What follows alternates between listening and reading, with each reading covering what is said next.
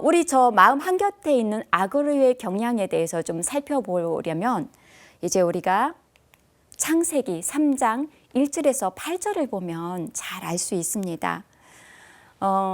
여러분 성경책 혹시 옆에 있으면 창세기 3장 1절에서 8절 한번 펴보십시오. 우선 1절에서 뱀은 하느님께서 만드신 짐승들 중에서 가장 간교하다고 이야기합니다. 간교하다는 것은 무엇이냐면 정말 언제 어디서 어떻게 악이 내 안에 들어올지 모른다는 것을 강조하기 위해서입니다.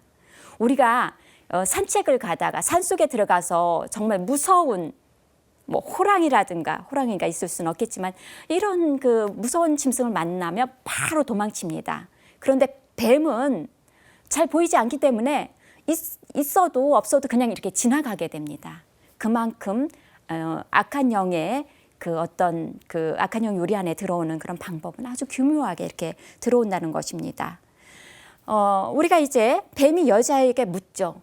하느님께서 너희는 동산의 어떤 나무에서든지 열매를 따먹어서는 안 된다고 말씀하셨는데 정말이냐 하고 묻습니다. 뱀이 묻는 이 질문 가만히 들여다보면은요, 마치도 하느님의 말씀인 것 같아요. 하느님의 말씀 그대로 인용하는데 약간 변경시킵니다. 조작해요. 왜곡해요. 그래서 사실 우리가 악한 영에 휘둘리게 되고 죄를 짓게 되는 데에 그 단초는 바로 사실을 왜곡하고 조작하는 데 있습니다. 그러자 이제 여자가 뱀에게 대답하는데 여자는 뱀이 하느님에 대해서 좀 나쁘게 이야기하는 것 같으니까 막 변호하려고 해요. 그래서 우리 동산에 있는 나무 열매는 먹어도 된다. 그러나 동산 한가운데에 있는 나무 열매만은 너희가 죽지 않으려거든 먹지도 만지지도 마라 하고 하느님께서 말씀하셨다고 얘기해요. 그런데 하와도 왜곡을 합니다. 너희가 죽지 않으려거든 먹지 말라고 했지 만지지도 마라는 이야기는 하지 않았거든요. 그런데 이제 만지지도 마라는 이야기를 함으로 해서 하와도 왜곡을 하게 되는데 하와가 이런 말을 하게 되는 것은 하느님의 명령을 이제 부당하게 느끼고 좀 요구가 많은 분으로 이렇게 여겼던 것 같습니다. 그리고 하느님의 사랑을 의심하였기 때문에 이제 그걸 통해서 악한 영이 이렇게 들어오는 것입니다. 그래서 뱀이 이제 이렇게 이야기합니다. 결코 죽지 않는다. 너희가 그것을 먹으면 너희 눈이 열려서 하느님처럼 선과 악을 알게 될 줄을 알고 하느님께서 그렇게 말씀하신 것이다 라고 얘기해요. 이제 악한 영이 자기 본성을 드러난 거죠. 하느님 자리에 네가 설 수 있다. 너 혼자 신이 될 수 있다라고 얘기하는 것입니다.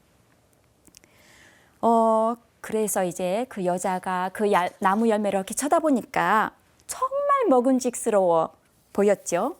그리고 정말 탐스러웠습니다.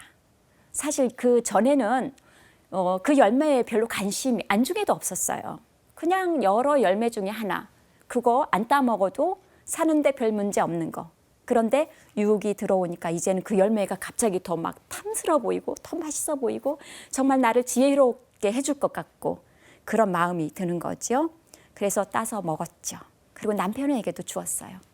그런데 눈이 열리긴 열렸어요. 눈이 열려서 선과 악을 알고 하느님의 자리에 서는 것이 아니라 그 반대로 자기들이 알몸인 것을 발견하게 되는 거죠. 그래서 무화과 나무 잎을 엮어서 두렁이를 만들어 입었다고 해요. 무화과 나무 잎을 엮어서 이렇게 두렁이로 만들어 입는다는 것은 자기 방어를 하는 거예요. 이제 하느님과 멀어지게 되죠.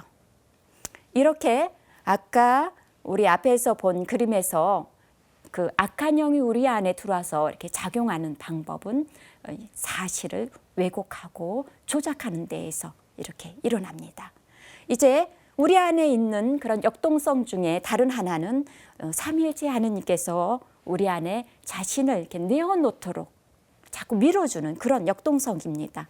그래서 타인을 첫 자리에 두게 하고 자기를 내어놓게 하고 타인을 향해 가고 그리고 생명과 자유와 사랑이 충만하게 해줍니다.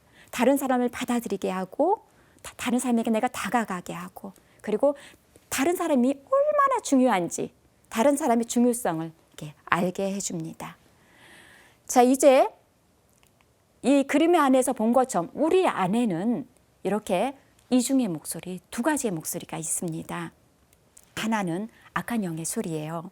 악한 영의 소리는 항상 내 편을 들어주는 것 같아요. 그래가지고 너의 권리를 주장해. 너 그거 할 수 있어. 너를 방어해. 이런 이야기들을 합니다. 그런데 선한 영의 소리는 좀 그냥 놔둬라. 좀 이해해. 이번에 좀 참으면 안 되겠니?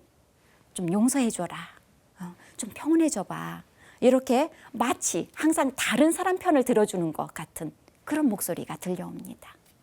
그래서 이제 우리 안에 있는 이 두 가지의 목소리 중에서 어떤 것이 정말 하느님의 뜻을 알려주는 선한 영의 소리인지 또는 나를 유혹으로 이끌어가는 악한 영의 소리인지를 구분해야 하는데요. 이걸 우리가 이제 영적 식별이라고 합니다. 그래서 식별이 필요하죠. 그래서 자기 자신 안에 머물게 하는 소리에 귀를 기울일 것인가 아니면 타인의 입장에 서고 이제 자신에게서 밖으로 나아가게 하는 그런 영의 소리에 귀를 기울일 것인가. 네. 그리고 자신에게서 나갈 때 사실은 구원이 옵니다. 이제 그리스도로 형성되는 동화의 여정에 대해서 이렇게 말씀을 드리겠습니다. 우리가 이제 성자께 영광의 길은 내가 새로운 인간이 되는 겁니다. 그래서 나의 존재에 지성, 의지, 마음 안에 길, 진리, 생명이신 예수님께서 육화하시도록 예수님께 나의 자리를 이렇게 내어드리는 그런 여정입니다. 그래서 이제 더 이상 내가 사는 것이 아니라 내가 예수님으로 대체되는 거예요. 길, 진리, 생명이신 예수님께서 나를 대신하십니다. 그래서 내가 아니라 그리스도께서 내 대신 살아가고 예수 그리스도께서 나의 삶에 육화되어서 내가 사라지고 예수님으로 이제 대체되는 건데요. 이 여정은 지성, 의지, 마음의 차원에서 일어납니다. 그래서 지성에서는 사고방식의 변화가 일어납니다. 그래서 지성이 하느님을 바라볼 수 있도록 이렇게 이끌어주고 그다음 의지는요.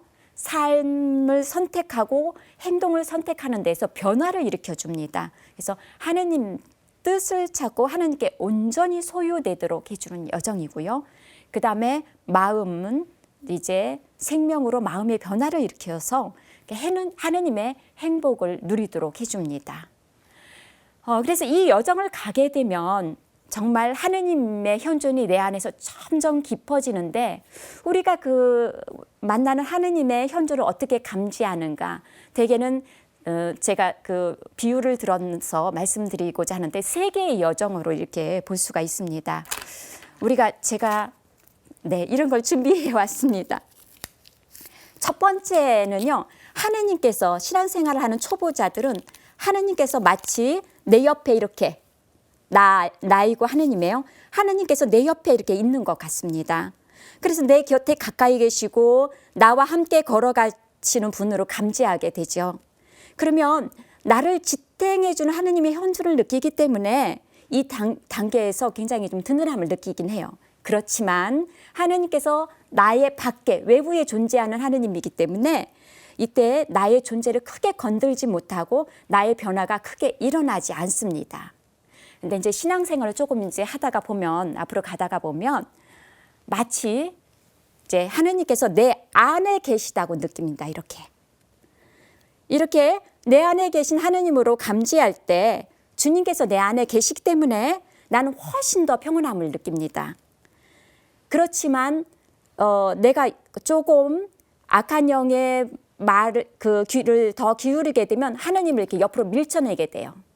그래서 아직 나에게 완전한 변모는 일어나지 않습니다.